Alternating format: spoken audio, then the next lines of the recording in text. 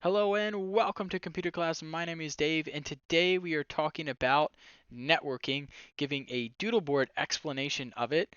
And so we get to draw today, which is pretty cool. I took pictures of my drawings that I usually do to explain to people, and this is how networking works. So in the last episode, I talked about what is a network, and again, I wanted to kind of draw it out so everybody can physically see it. And I said a network is two computers connected together, often wirelessly. And so here is a computer, and what's the connection? It is connected together with an Ethernet cable. This is the simplest example of a network, or what is it. And here is a wireless network. So I'm using to draw on this right here, and both of these are connected to the same router. And so that is considered a network. It fits the definition or the bill of a network. If you remember correctly, we called this cable an Ethernet cable, and um, the technical name for it is Cat5e, um, and it stands for Category 5 cable. Okay. There are four types of networks, though, we talked about, and the first is a local area network. And here in this diagram, basically, the ISP or internet service provider, and that could be Xfinity, uh, you know, Comcast, Cox, whatever internet service you have coming up to your house. It's a black coaxial cable that comes inside the house, and there you go. You set a router right at the gateway of your home, and usually have a modem as well, or they're one in the same unit. And then you connect all those devices, computers, tablets, phones, to this internet service. And the way that we do that sometimes, or again, most of the time, because you can't connect an Ethernet wire into a phone or a tablet, is often we will use a Wi-Fi router in the house. So the internet service provider will come in, you have your router and your modem right there, right inside your house, and it will project this wireless internet that then you connect your devices to. Here's a group of computers. Maybe you have a tablet over here, and maybe you have a phone right there. All of those can receive that Wi-Fi signal. Okay, and we call this a local area network because it is local, or inside the facility, inside the building, small business, whatever the case may be. And then a wireless local area network, it just has the wireless capability um, on top of having the wired capability. Okay, so that was the first two types of networks we talked about last class period. And then the third type of network we talked about was a MAN network, and it's where we have multiple buildings connected together for a metropolitan area network. And mainly this would be useful for a business. Oops, there we go, business right there, because there are wires that run up and down all the roads, but those are public. And so some businesses want to have a secure network between their facilities, and so they would connect the buildings together with a specially run cable that no one else can get on. Even government agencies sometimes do this, where they'll run cables all across the country, across states, to connect buildings together. And it's a private data cable, like no one else can use it. And that results in a metropolitan area network or a MAN network. It's more of a regional type thing when connecting facilities together or businesses. You could even have it on like a campus, for instance, a college campus could have a couple of wires running between buildings, and that could be considered a metropolitan area network, so to speak. And then the fourth type of computer network we talked about, and this is kind of my idea of what the internet looks like. These are people's houses down different streets, and there are wires running up and down each street that then connect these different houses together. And these these run all over the world.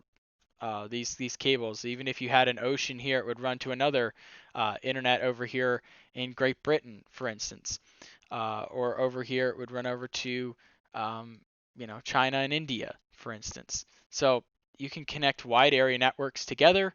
An example, the biggest example of a wide area network is the entire internet itself, the entire infrastructure, but also like uh, countries are considered a wide area network because all the infrastructure within the country, all the wires running up and down all the roads, constitutes as a type of wide area network. Okay, or maybe a state or even a region within a state could be considered a wide area network. Just a bigger than a metropolitan area network. It's just encapsulating in size, if you catch with the explanation I'm trying to make. So that being said, we then explained that out of the back of a computer, um, you have this thing called a network card that's in the back of a computer, and also phones and tablets have wireless cards in them so they can receive and receive information. And we said that the information that is sent and received is pulverized down to little packets. So here is data packets as an example. Actually, let me change colors just so you can see a whole lot better. Here is data packets. And so let's say we had a photo that this computer was trying to send. Here's the photo. All right, it's a photo of me. Very cute rendition. No, it's terrible. My leg's disconnected. All right. Anyway, very stunning likeness there going on. So in order to send this data over the network, the computer has to pulverize the data down to little parts, and it encodes, maybe puts a code on each one of these, um, so that the receiving computer can assemble the packets of data back together, and and basically this computer is sending through an Ethernet cable to the router, and then the router sends it onto the internet or the coaxial cable that's going down the road, and it routes all through the internet to the receiving computer, and then the receiving computer will have to reassemble all this data right here back into the picture or email or whatever message it's trying to send. Okay, and again, the way that we get on the internet is through this network card. Okay, here is another example of networking hardware. So we said to make this more complicated, I just started at the computer. All these have network cards in them.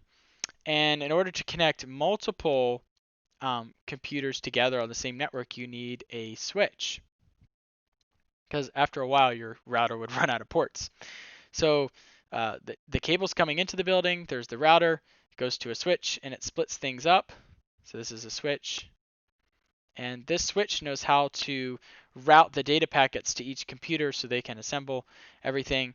And it has no problem identifying which computer is which because of something that I will talk about in just a second called IP.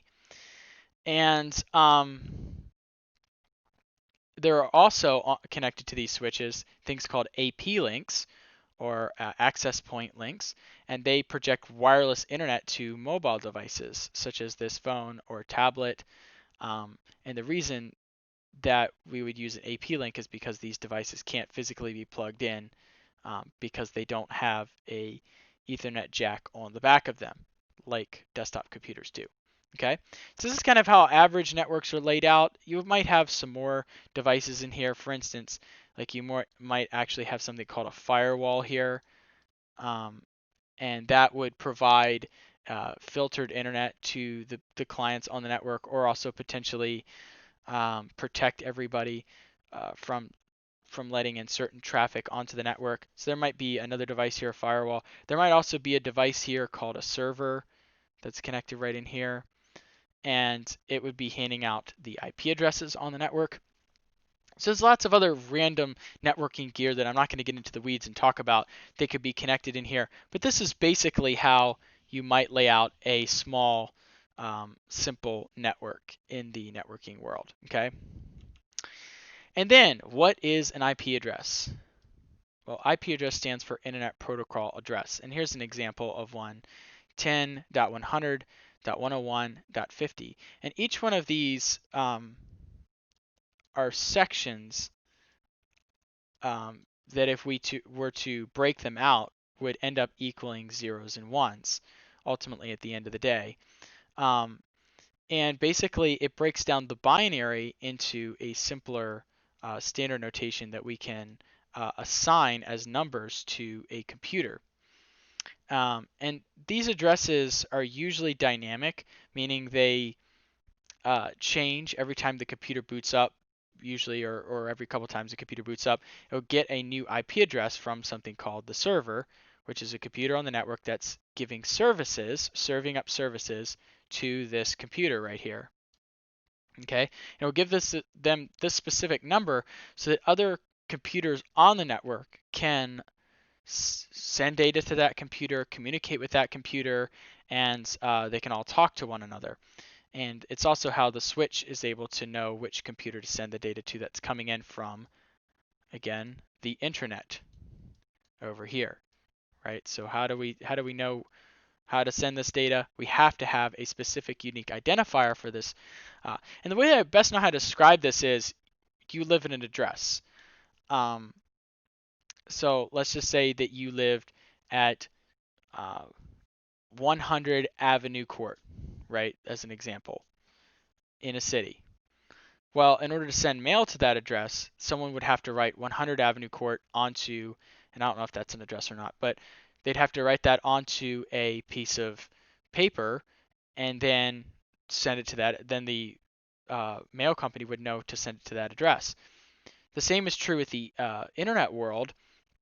In order for a computer to send information to another computer, you have to know the address of that computer.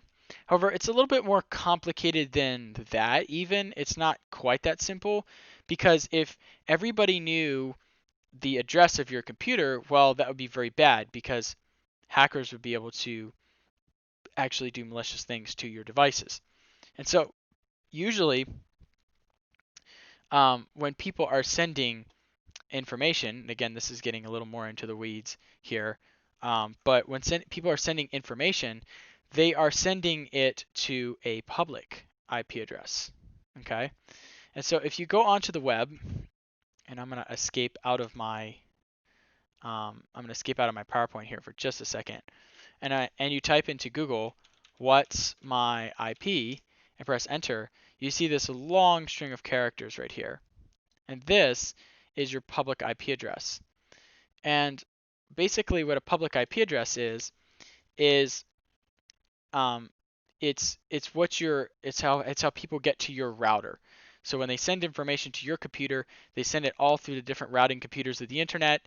It bounces off all of them and eventually gets to your computer's router.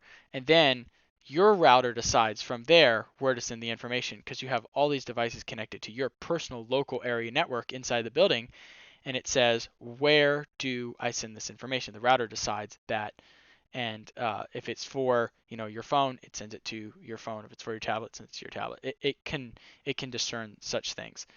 Okay, but the way that we do that is there's a public. Um, there are servers on the internet, and they are taking care of the information that's on the internet, and they are serving things up. And there are public IP addresses that are assigned to businesses, and they're assigned to individual networks that are connected to the internet. Okay, and since we're out of uh, these are IPv6, but if you're a business, it's still IPv4 if I'm not mistaken. All right, so then we have private IP addresses, and once a person comes through the gateway or the router, and here's the router right here. Oops, here's the router. I got off my pen tool here. Here is the router right here. Once the internet comes in the building and hits the router, then the router has assigned, or you can use a server to assign these private IP addresses or locations to send the data to the devices on the network. And so basically what it does is it routes the information to those. But nobody can see these on the outside because if they could, they would be able to do malicious things to these devices right here.